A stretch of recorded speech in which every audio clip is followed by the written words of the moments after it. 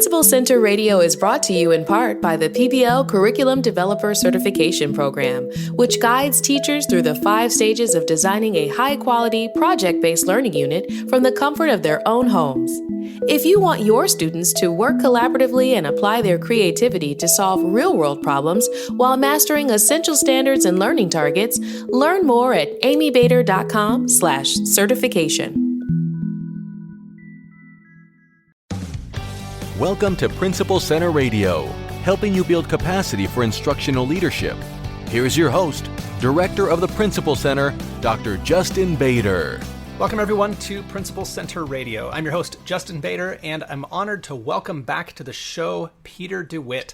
Peter is a leading education consultant and the author of 6 books, including his latest, Instructional Leadership, Creating Practice Out of Theory. And now, our feature presentation. Peter, welcome back to Principal Center Radio. Thanks for having me, Justin. Well, I'm excited to talk about this new book. I know we've spoken before, but this new book is squarely on the topic of instructional leadership. And even though education publishing is kind of a big world, instructional leadership is kind of a small world. And I'm very excited to talk about instructional leadership, creating practice out of theory. What was it that prompted you to write the new book? It was one of the influences that I chose when I wrote Collaborative Leadership, 6 Influences That Matter Most. Instructional leadership was one of those pieces. And then as I began running workshops, it was one of those topics that, because a lot of my work is repeat work, they would say, the instructional leadership piece, could you come back and talk more about that? And that's where I get all of my writing ideas from. It's what sort of gets my thinking going, is when somebody's asking about, that's great, we know we're supposed to do it, but what does it actually look like, or how do you do it? So all of those kind of things led into me saying, I really want to focus just on that topic. So Peter, you begin the book fairly early on with a chapter on program logic, which is something as a researcher you hear about quite a bit, but as a practitioner, we don't talk a ton about program logic. What is that, and why does it matter for instructional leaders? Well, if you think of that question, we hear a lot about it from researchers, but not necessarily from practitioners. You'll know exactly where I got the question from. So I've been thinking a lot about implementation because, through a series of events, I realized that a lot of school districts do a lot of activities, but they don't always have a huge impact with those activities. So I started thinking about activity rich and impact poor. And so implementation is one of those areas that is really, really important. Michael Fullen's talked about it a lot, right, with implementation dip.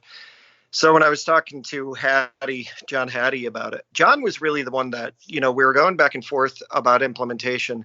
And he said, what about the program logic model piece? And for me, I'd seen program logic models in the past, but they've always been really complicated. There have been a ton of different parts to it, and I wanted to make it as simple as possible. So for the program logic model that I created for the book and for the work that I do is really based on where you're looking at your needs. It's 5 steps. You're looking at your needs. Where is the place you want to make improvement? What does your evidence tell you? The second one would be inputs, which is what are the resources that are necessary to actually help you meet your needs? That might be research-based practices or models of successful practice, or even putting down something like time, because I don't think people, they know that time can be a challenge, but I don't think they actually are purposeful enough to put it out there. The third column, if you can think of it from columns, is the idea of activities. What are the activities that you actually do every day that are going to help you create that improvement? And what I notice is that, I don't know if it's due to social media, due to different books or whatever, but people tend to think that they're supposed to add another meeting or add something. And I've always been sort of a less is more kind of guy. And I'd rather look at what are you doing presently that you can use as an activity to actually help that improvement. Walkthroughs, flipped faculty meetings, those kind of things. PLCs are something that I'm asked about a lot. Those are a great vehicle to be able to help you with that improvement if you're doing them correctly. The fourth column is outputs, and that's where I actually talk about making actionable steps. Because I know that from the research around change, we spend a lot of time in a pre-contemplative state of change. So if you think about it from like a diet or getting healthy, we think about, we're gonna go on the diet, we're gonna get healthy, but then years go by and we haven't started it. So outputs are really where you put an actionable step and you actually put a timestamp. And then last but not least is impact. What is the ultimate impact on students and teachers? If it's not going to have an impact on them, then why are you doing it? And that's what program logic models are meant to do. They're meant to have you sit down with your group, your stakeholder group, whether that's your assistant principals that you're working with, or in my case, when I was a principal, I didn't have AP, so it was my stakeholder group of teacher reps and those kind of staff.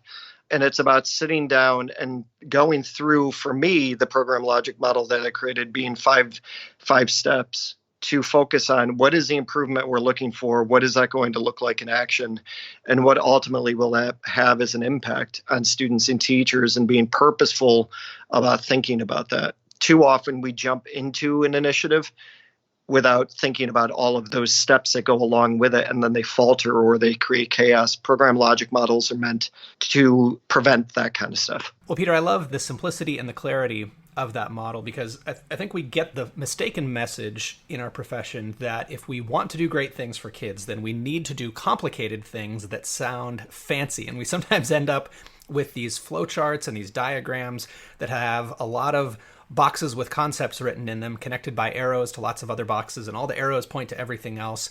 And it becomes a lot to hold in our heads, just for starters, but then it becomes very difficult to boil it down into the specific things that we need to focus our attention on. What do you see happening when it comes to focus and instructional leadership? Because we're pulled in so many different directions. What do instructional leaders need to do to focus on those key priorities? Yeah, this is where I've had a lot of help from the leaders that I coach, because as an elementary school principal, I didn't have APs, but my teachers, one of the reasons why they chose me as being their principal is that I was coming from the classroom, and we could talk about instructional leadership. So when I started doing coaching or running workshops, I kind of assumed everybody had that same sort of support from the staff that they work with or from their district. And what I soon found out is that that's not actually true. So, I coach middle school and high school principals in a couple of the districts in California 1 week per month. And they've taught me a lot because they have such complicated situations going on, whether it's poverty or gang violence or something like that, that it was kind of the focus was, how do we actually become instructional leaders? So one of the things that I look at is, instructional leadership is always going to be that focus on learning. Many times we talk about adult issues, union, whatever. We don't talk enough about learning. So being able to take those spaces like faculty meetings or PLCs or observations and being able to put a focus on learning, figuring out what questions to ask during that are really what I wanted to hone in on the book. But one of the pieces of pushback that I get is that, instructional leadership is a small focus for school leaders. And that's absolutely correct, because I don't expect you to be an instructional leader 24/7. We can't do it. But if you get that small focus incorrect, then it can have a devastating impact on your school climate. So for me, sometimes it's, all right, so you've got the management stuff that you have to do, but maybe we need to start with, where do you have an hour during your day where we can talk about how you approach walkthroughs, things that you're doing already. Right? Because I've been on the receiving end, and I've also partnered with people that are doing walkthroughs or learning walks, whatever we want to call them, but they're not necessarily sure what they're looking for. Or maybe they know what they're looking for, but their teachers have no idea what they're looking for when they come into classrooms. So when I was honing in on instructional leadership and your question about what does it look like, it's those things right there. It's give me a starting point, whether it's how you approach walkthroughs, your observations. Give me an hour during your day when we can talk about those elements that you're going to be including in your leadership anyway. But on the other side, it might be, let's talk about these topics that you could actually bring up at your faculty meetings, like things like instructional strategies, or something as simple as, what does student engagement look like? One of the biggest topics that I wrote about in the book was this idea that we have a common language in schools, but we don't have a common understanding. So I might be your principal, Justin, and you might be one of my teachers. And I say I'm doing walkthroughs on student engagement, and you're like, hey, not a problem at all. I have my students engage in dialogue, and I believe in authentic engagement. But on the other side, what you don't know is that I believe in compliant engagement. So I come into your classroom, and I expect the kids sitting down, and I expect to hear you talking because I pay you to teach. And I've actually had a principal say that to me, that they paid me to teach. They didn't want to hear the kids talking, which completely baffles my mind still decades later, right? But But just imagine that we have that kind of perspective, that you are looking at authentic engagement, I'm looking at compliant engagement. And when I walk in and see the kids up and moving around, I might say to you, okay, I'll come back when you're teaching, which is going to make you very angry. Or I might say, gee, Justin, we have to talk about your classroom management because, the kids are up and moving, and that's not what my perception is of student engagement. So program logic models, instructional leadership, a focus on learning is even something as simple as we use the word student engagement all the time. Can we at least sit down and define what does student engagement actually mean? So it's those are the kind of elements that go along with instructional leadership that I want people to hone in on. So, Peter, in chapter 5, you talk about 8 unobserved practices in classrooms that challenge some of the traditional conceptions that we have in our profession of classroom walkthroughs. What are some of those unobserved practices that teachers are engaged in, and why do they matter? Yeah, it's funny because when I wrote that, because that came from a blog that I wrote for Ed Week a couple of years ago. And when I wrote that, some people got very annoyed with me because I think they thought I was picking on them or walkthroughs. And I need people to understand that when I'm writing something like that, it's about me reflecting on how I approach those things too as a school principal, and how can we approach those better. So for me, some of the unobserved things that happen in the classroom, one that I really loved over the years of learning about comes from a researcher out of the UK named Rob Coe. And Rob Coe talks about that 70% of the time that kids are in our classrooms, they're involved in some sort of cooperative group, right? But he said 80% of that time, they're actually doing individualized learning. So we're really good at cooperative seating, not necessarily cooperative learning. And it was great. A few weeks ago, I'm on the road a lot. I was in New York City, and I had somebody say, is that such a bad thing? And I had to kind of stand back and say, well, that's a really good question. It's not that I think cooperative seating is a bad thing, just as long as I know that's what I'm going for. Like when I taught first grade and I taught center-based learning, there were times that kids were not going to be able to do a cooperative group work. They were going to be sitting cooperatively, but doing individual work. Just as long as I understood that that was the practice I was going for, I think that that's really important. Another one that I often talk about is this idea of student questioning versus teacher questioning. This comes from the work of Janet Clinton, but John Goodlad from the mid-90s talked about this too. The teachers out-talk students 3-1, and less than 1% of class time is spent focusing on open questions. So, and then Janet Clinton at the University of Melbourne in Australia actually talks about the fact that on average, teachers ask about 200 questions per day and students ask 2 questions per student per week.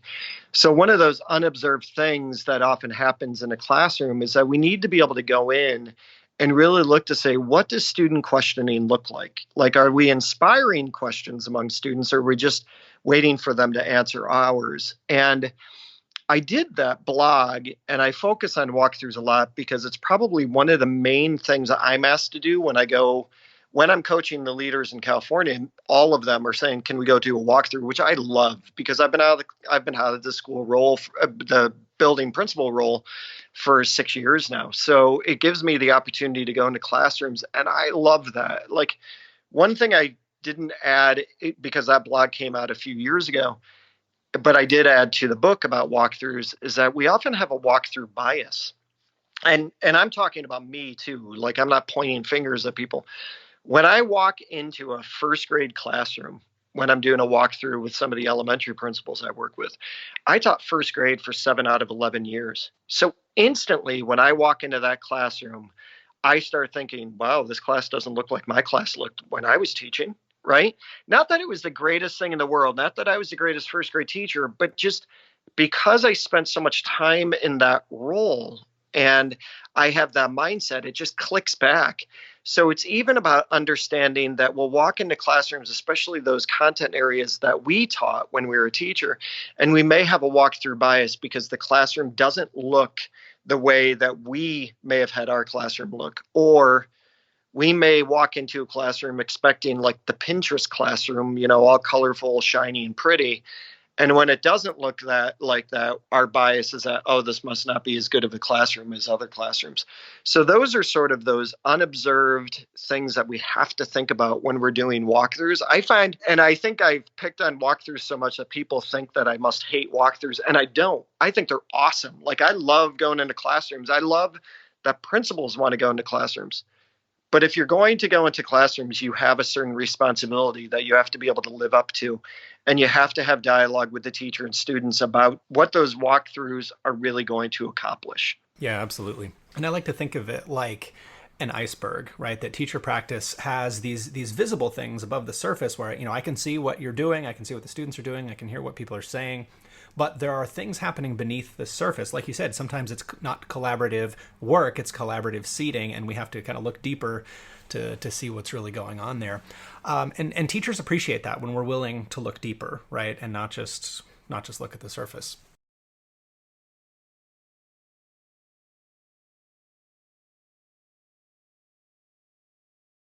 In terms of the impact that we have on student learning, I think you and I have probably read a lot of the same research around principal impact on student learning, the Leithwood and Lewis Wallace Foundation research.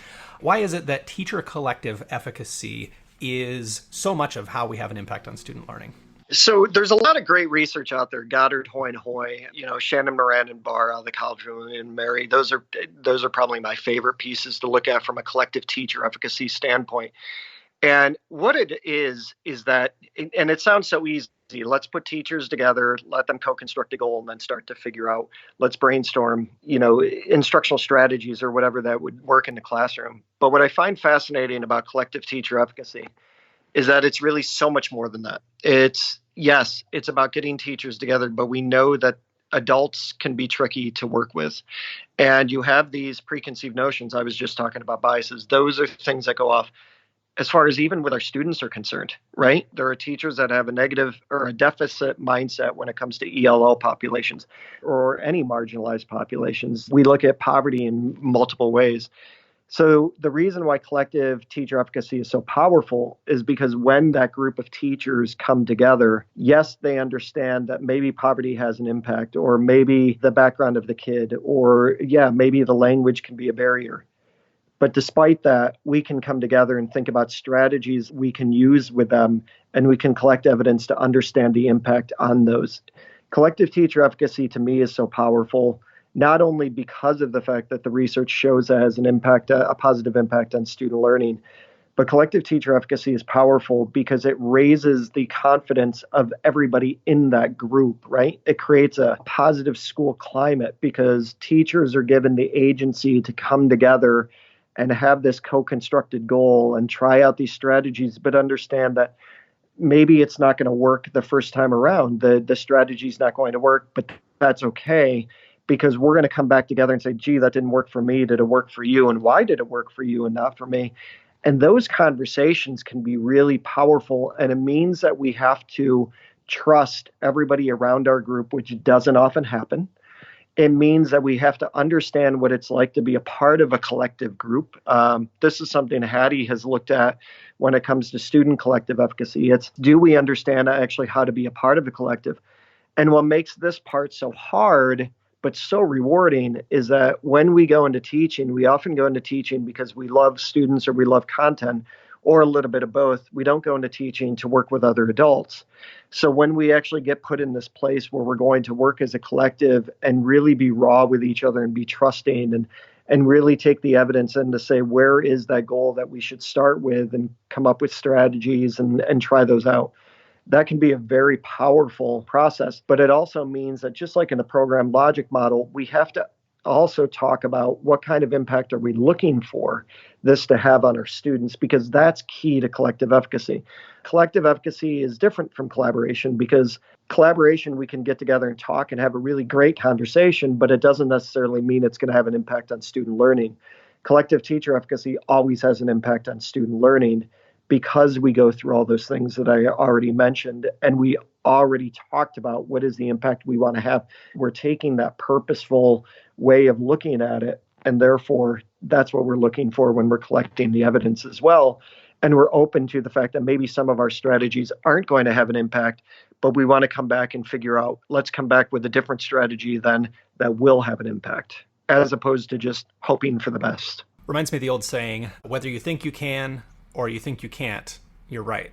It becomes a self-fulfilling prophecy, right? Yeah, and it's that trust piece is really interesting because in the instructional leadership book, one of the things that I started to gravitate to was collective leader efficacy. Because I work with so many teams, or there have been moments where I've just worked with assistant principals at a conference or at a workshop. And then when I talk to them about their barriers and their challenges, one of their biggest barriers is their principal. And I was like, oh, I never even thought about that because I wasn't an assistant principal and I didn't have an assistant principal. So that was so out of my realm of understanding that when they started to tell me that and it came up in my surveys, I was looking at that going, how can that happen? And then I started thinking, of course it can happen. So collective leader efficacy is sort of the next step where collective teacher efficacy is concerned, because it's how does a principal and their assistant principal, that team, how does that function? And how does that team have an impact on the school climate and student learning? So the research around any of the collective efficacy, and that's, collective leader efficacy, Leithwood has been all over that. That to me is just like fascinating research because I love the idea of collaboration.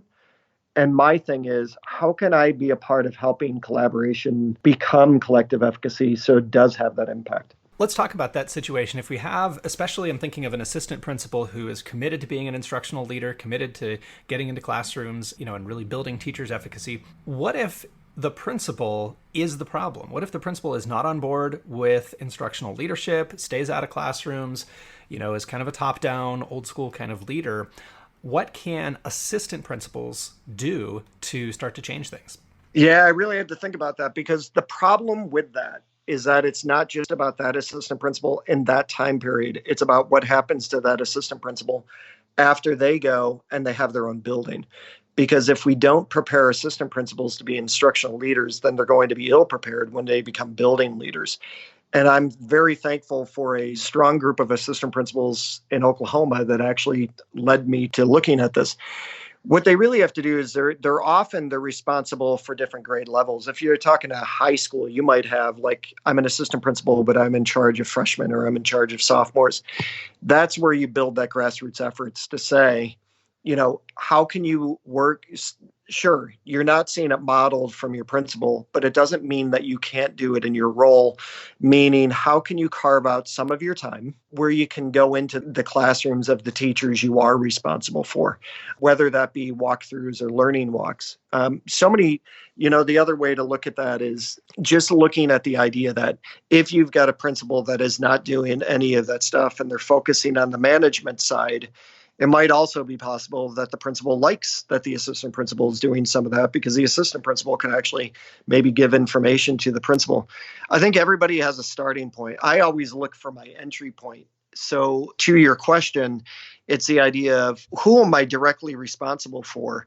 And can I build that grassroots effort there by working with 1, 2, or 3 teachers? It doesn't have to be the whole entire school.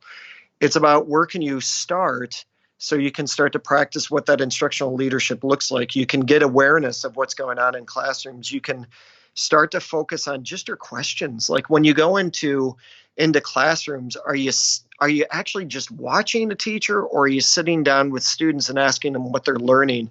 I often give a bank of questions that people can ask during observations or walkthroughs or even informals. Those are the kind of things that assistant principals can do, and they don't necessarily need the permission of the principal. The principal's not there keeping an eye on all of their time. They can't possibly, I don't think they have the time to be able to do that. So in those moments of freedom, or for lack of a better way of saying it, how often are you going into classrooms, even if it's 1, 2, or 3 classrooms, and what kind of questions are you having in there? And how can you shift the conversations from an adult perspective to more of a what are the kids learning perspective?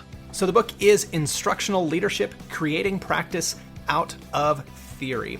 Peter, if people want to learn more about your work, your other books, or get in touch with you, where's the best place for them to find you online? They can just Google my name and my website will come up. It's just petermdewitt.com. All right. Thanks so much. Appreciate it. Justin, thank you very much for the time. Thanks for listening to Principal Center Radio. For more great episodes, subscribe on our website at principalcenter.com/radio.